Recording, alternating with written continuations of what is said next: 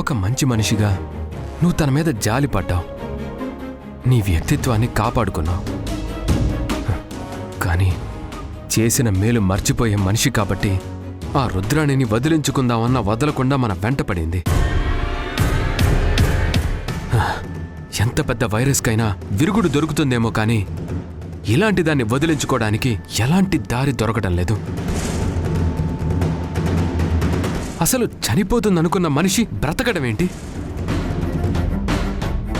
వదిలిపోయిందనుకున్న దరిద్రం ఇలా వెంటపడ్డమేంటి? చిచి, ఒక్కసారి తన పీక పిసికి చంపేద్దాం అనిపిస్తుంది. లేదంటే ఎవరికైనా డబ్బులిచ్చి తన ప్రాణాలు తీసేయమని చెప్పాలనిపిస్తుంది. తప్పండి, ఆ పాప మనకెందుకు?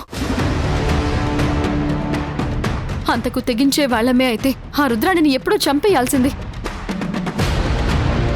మనం కేవలం మంచిని మాత్రమే కోరుకుంటాం. అదే ఈరోజు మనకి శత్రువు అయింది. చూద్దామండి, ఆ దేవుడు మనకు దారి చూపించకుండా పోతాడా?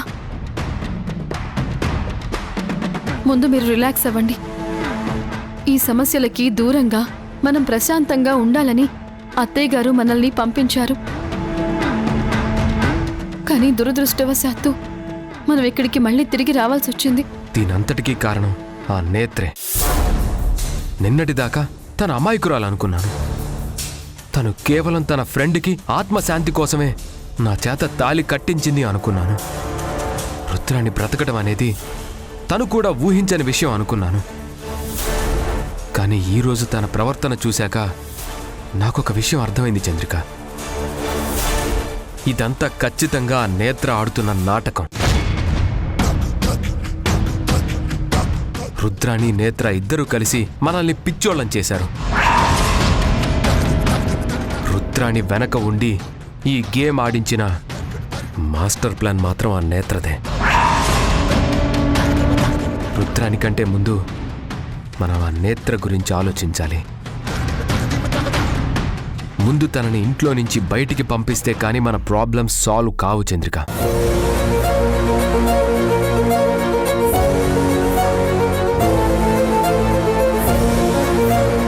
చంద్రిక, ఇందాక ఆవేశంలో మాట్లాడిన మాటలు నిజం చంద్రిక. మనమెందుకు మన ఇంటిని మన మనుషుల్ని వదిలేసి దూరంగా పారిపోవాలి? మనం ఇక్కడే ఉందాం. ఆ రుద్రాని కళ్ళ ముందే మనం హ్యాపీగా ఉందాం. తను ఆ నేత్ర ఇద్దరు కలిసి ఏం చేస్తారో అది కూడా చూద్దాం. యాండి, దయచేసి మీరు మాత్రం ఇరిటేట్ అవ్వకండి. రిలాక్స్ అవ్వండి. ఈ ప్రాబ్లంని ఎలా సాల్వ్ చేయాలో నేను ఆలోచిస్తాను. ప్లీజ్.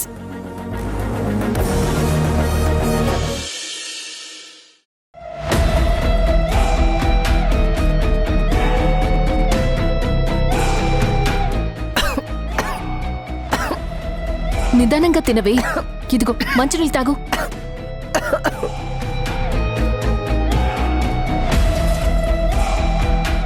నిన్ను చూస్తుంటే నాకు చాలా భయమేస్తుంది రుద్ర. ఎందుకు అంత ఆరాటపడ్డావు? వాళ్ళు తిరిగొస్తారని చెప్పాను కదా. భోజనం కూడా చెయ్యకుండా అనవసరంగా నానా హంగామా చేశావు. నా బాధ నీకు అర్థం కాదు నేత్ర. తను ఎప్పటికీ తిరిగి రాడు, నాకు మళ్ళీ కనిపించడు అని అత్తయ్యగారు చెప్పేసరికి నా ప్రాణాలు పోయినంత పనైంది. ఏదైతేనే భరత్ మళ్ళీ తిరిగొచ్చాడు, నా కళ్ల ముందు నిలబడ్డాడు.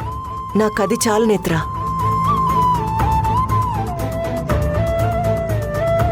నేత్ర, నేనేమీ ఆస్తులు అంతస్తులు కోరుకోవడం లేదు. నేను బతికున్నంతకాలం ఈ ఇంట్లో ఒక పని మనిషిలో ఉన్న చాలు నేత్ర. నీకు ఆ స్థానం ఇవ్వడానికి కూడా ఈ ఇంట్లో ఎవరూ సిద్ధంగా లేరు రుద్ర. ఆ విషయం నీకు అర్థమవుతుందో లేదో నాకు తెలియడం లేదు. అందరూ నువ్వెప్పుడు చచ్చిపోతావా అని ఎదురు చూస్తున్నారు. ఇక్కడున్న ప్రతి ఒక్కరూ నువ్వెందుకు బ్రతికావా అని బాధపడేవారే తప్ప నువ్వు బ్రతికినందుకు ఒక్కరు కూడా సంతోషించడం లేదు. ఇలాంటి చోట ఉండాలని కోరుకోవడం కరెక్ట్ కాదు రుద్ర. నీకింతకు ముందు కూడా చెప్పాను, ఇప్పుడు చెప్తున్నాను. నువ్వు భరత్ మీద ఆశలు పెట్టుకోవద్దు. భరత్ నీ మెడలో తాళి కడితే చాలు అనుకున్నావు కదా. ఆ భగవంతుడు నీకా వరాన్ని ప్రసాదించాడు. అంతటితో సంతోషించి ఇక్కడి నుంచి వెళ్ళిపోదాం.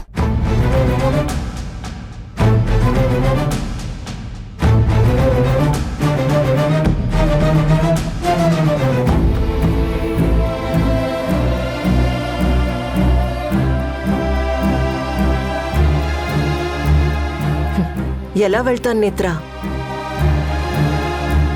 చావైనా బ్రతుకైనా నాకిక్కడే కదా. నేను ఈ ఇంటి నుంచి వెళ్తే శవంగా వెళ్ళాలని కోరుకున్నాను. కానీ ఆ దేవుడు శవంగా మారాల్సిన నాకు నా మెళ్ళో భరత్ గారి చేత తాళి కట్టించాడు. శ్మశానానికి వెళ్లాల్సిన నన్ను మళ్ళీ ఈ ఇంటికి కోడలిగా వచ్చేలా చేశాడు. ఇప్పుడు ఆ దేవుడిచ్చిన వరాన్ని కాదని నేనెలా వెళ్తాను చెప్పు? చూడు రుద్ర, భరత్కి పెళ్లి కాకుండా ఉండుంటే నీ ప్రేమను చూసి నిన్ను పువ్వుల్లో పెట్టుకుని చూసుకునేవాడు. కాని నీ దురదృష్టమేంటంటే నీకంటే ముందు తన జీవితంలోకి చంద్రిక చేరడం. అయినా తనంటే అంత పిచ్చి ప్రేమేంటే నీకు?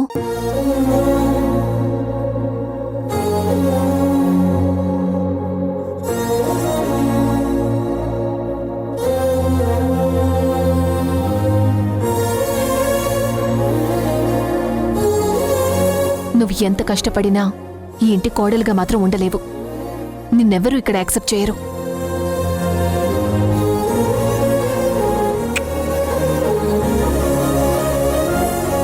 పర్లేదులే నేత్ర. భరత్ నన్ను తిడుతూనైనా నా కళ్ళ ముందు కనిపిస్తే నాకంతే చాలు. తన తిట్లే నాకు దీవెన్లు నేత్ర. కోపంతో ఒక చెంపదెబ్బ కొడితే తన చెయ్యి నా చెంపకి తాకుతుంది కదా, ఆ స్పర్శ నాకు చాలు. తను కొట్టిన దెబ్బ కంటే తన చెయ్యి నన్ను తాకింది అనే ఆనందం చాలు. నిన్ను చూసి బాధపడాలో నీ ప్రేమను చూసి జాలిపడాలో నాకు అర్థం కావడం లేదు. నిన్ను ఇలాగే వదిలేస్తే నువ్వు ఏమైపోతావో అని భయంగా ఉంది. నేనేమైపోతానే? మహా అయితే ఈ ఇంట్లో చచ్చిపోతాను, అంతే కదా. చావంచుల దాకా వెళ్ళొచ్చిందాన్ని. నాకు చావంటే భయం లేదు నేత్ర. భరత్కి భార్యని అనిపించుకున్న తర్వాత నాకింక ఏమైనా భయం లేదు. ముత్తైదువుగా చనిపోవాలని కోరుకున్నాను. అలాగే వెళ్ళిపోతాను. నా మెళ్ళో తాళి పడిన తర్వాత భరత్ నన్ను కొట్టినా తిట్టినా చంపినా కూడా నాకు ఆనందమే. ఎందుకంటే తను నా భర్త. ఈ జన్మకి నాకీ సంతోషం చాలే.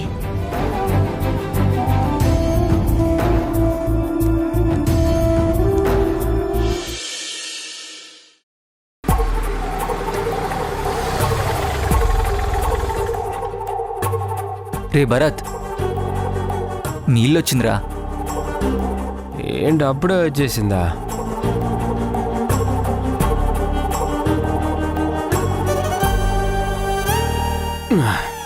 రే రే, జాగ్రత్త జాగ్రత్త రా. It's okay bro, it's okay.